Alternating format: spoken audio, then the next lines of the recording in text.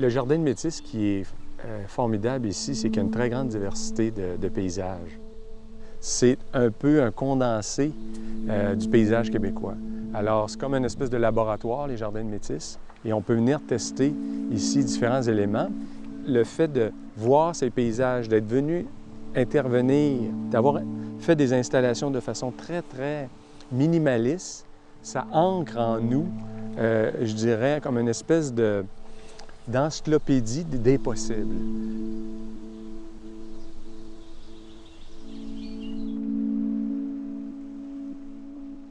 Nous sommes à l'embouchure de la rivière Métis, qui est un peu la raison d'être du site, parce que les gens de Métis ont eu une vocation première qui était la pêche au saumon. Alors le saumon d'Atlantique, il va monter la rivière Métis et ainsi attirer des gens comme mes ancêtres qui sont venus ici de Montréal pour faire la pêche sur la rivière, ayant acquis le domaine au fin du 19e siècle. Alors c'est un domaine de pêche d'abord, mais qui est devenu par la suite un jardin où mon arrière-grand-mère, Elsie Reeford, a transformé son camp de pêche dans un immense jardin ornemental.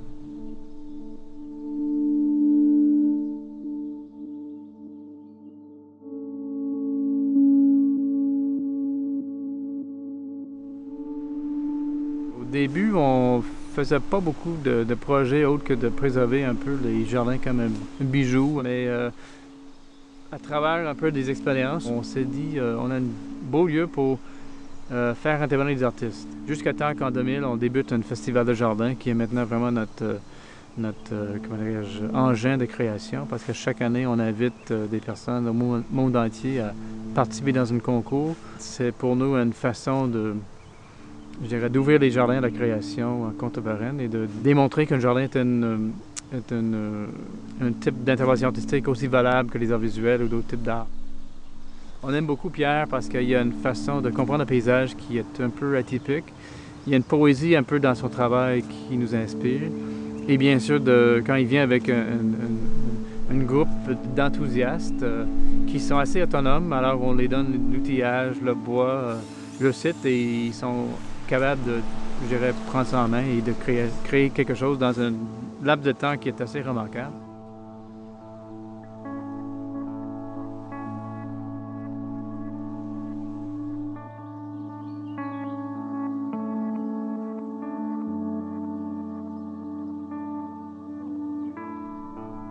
L'autre que je voulais faire, bon, ça en est deux autres qui sont assez simples aussi. Je voulais faire comme vraiment une place qui serait comme un deck, là, comme un...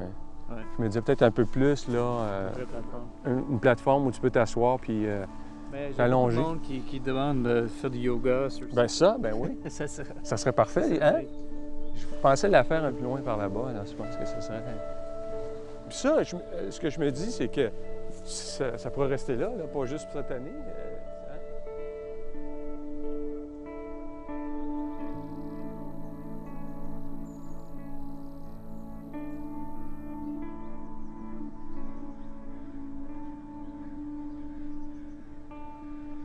Alors, le projet Chambre Blanche existe déjà depuis quelques mois. En fait, on a commencé à l'intérieur, à Circuit-S à Montréal, un centre chorégraphique qu'on avait réalisé. Alors, à ce moment-là, on a pris des volumes simples en tissu qui étaient à l'intérieur et la luminosité était créée par des projecteurs. Donc, on était comme dans un milieu complètement contrôlé, mais ça nous a permis de tester bien des choses. Un volume qui était dans les airs, même s'il n'obstruait pas, on sentait sa présence. Donc, on a joué et en fait, c'est les danseurs ensuite qui étaient dans ces formes-là qui nous faisaient aussi voir différemment les jeux d'ombre.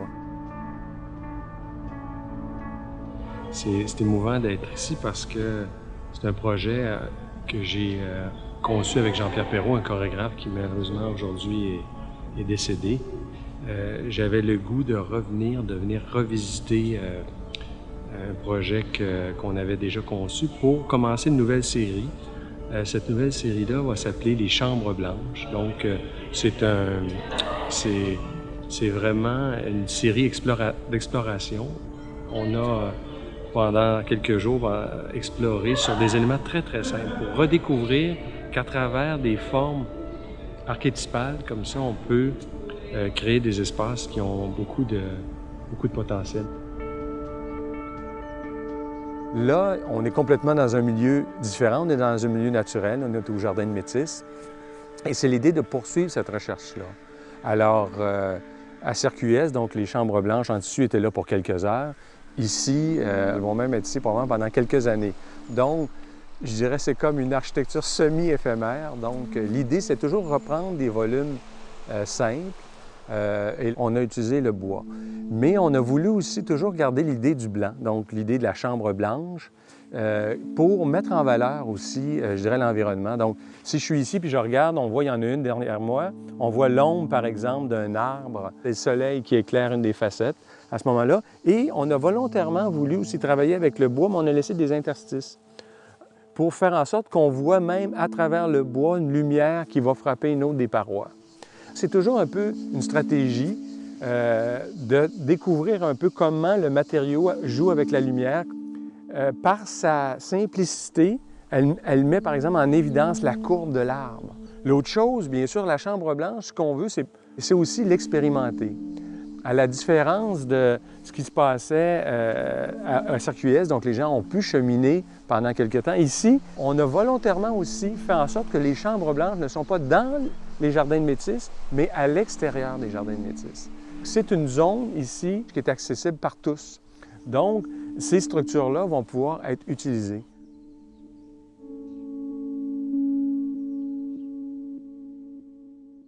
Alors, l'autre chose, c'est que les chambres blanches, on en a conçu, je dirais, une centaine, même voire plus. On en a fait un certain nombre qu'on a réalisé en maquette. Et c'est ces maquettes-là qui sont présentées à l'intérieur même de la villa, qui était le premier bâtiment au Jardin de Métis. On a une belle grande pièce qui est blanche, dans laquelle on présente l'ensemble des propositions qu'on a faites. On va en réaliser graduellement. Actuellement, il y en a juste 2 de faits aujourd'hui. Dans 3 semaines, il y en aura d'autres. Donc, ce sera une appropriation graduelle de la pointe ici à Métis, entre le fleuve et la rivière, et voir aussi comment les gens réagissent. Donc, c'est une façon de faire une appropriation douce d'un territoire avec des moyens très, très limités. C'est de comme revisiter un peu le travail de l'atelier, puis de voir, d'essayer de construire comme une nouvelle banque d'idées. On a pris des maisons, puis on les a abstraites en maquette. Puis en fait, après, on a décortiqué, on a pris les concepts qui étaient dans ces maisons-là, puis on en a fait une autre petite maquette à l'échelle de l'installation. Puis en fait, dans l'exposition, tu as les maquettes de maisons qui se confondent un peu avec les maquettes d'installation finalement. Puis là, ça aide un peu à comprendre comment l'installation a une répercussion sur l'architecture directement, parce que là, tu vois les 2 maquettes, une à côté de l'autre, puis tu vois le lien assez évident qu'il y a. Puis ensuite, à partir de toutes ces itérations-là, on en choisit une que là, on va réaliser ici à la pointe de la rivière. Donc, sur la pointe, là, on a, je pense, une cinquantaine de perches, c'est ça qu'on disait en termes de... Et dans celles qu'on a ici, c'est peut-être, je me dirais, les 3 qui semblent les plus réalisables. Celle-là, je ne sais pas pourquoi, ça pourrait fonctionner peut-être dans l'eau, c'est peut-être quelque chose qui est... Hein? Parce que celle-ci, dans l'eau, est peut-être moins... c'est comme si ça crée autour d'un arbre ou si on fait quelque chose sur le sol, ça, c'est plus pertinent, là. Alors, est-ce que vous avez une préférence? Donc, c'est toi qui as fait celle-là? Puis, quand tu l'as fait, à quoi? Mais c'était une idée de cadrage, puis une structure assez légère.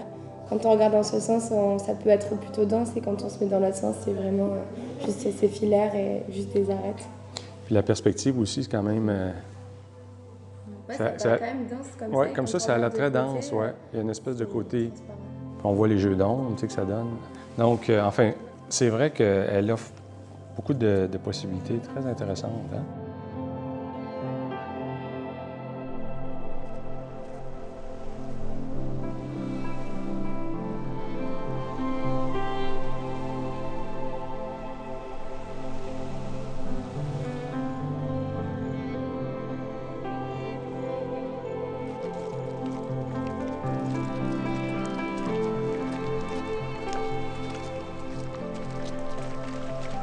Juste des poteaux comme ça mis dans l'eau, on trouve ça beau, les reflets, les jeux avec la lumière, puis tout. Puis après, quand on retourne dans un projet, on essaie de rapporter cette simplicité-là, puis dans le projet pour avoir comme des effets hyper simples, même qui mettent, mettons, le paysage en valeur.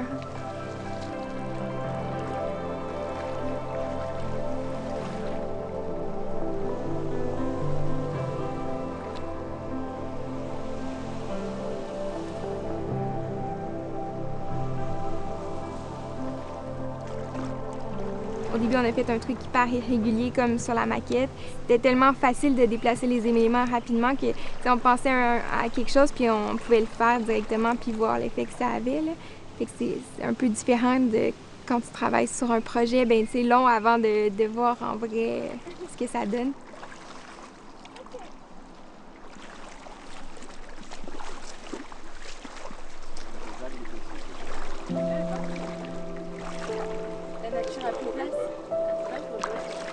Aussi de comprendre, il y a un jeu, la lumière n'accroche pas le matériau de la même façon, s'il est grisé, s'il est comme ça presque pâle, beige pâle ou s'il est blanc. Là. On prend toujours des photos de ces éléments-là et c'est tout ça qui finit par nous aider dans la réalisation après de projets réels. Là.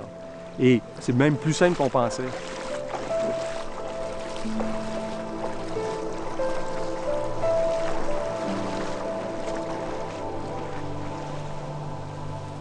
Ce qui nous a même, je pense, amené à faire des installations, faire de l'architecture éphémère, c'est que tout est possible.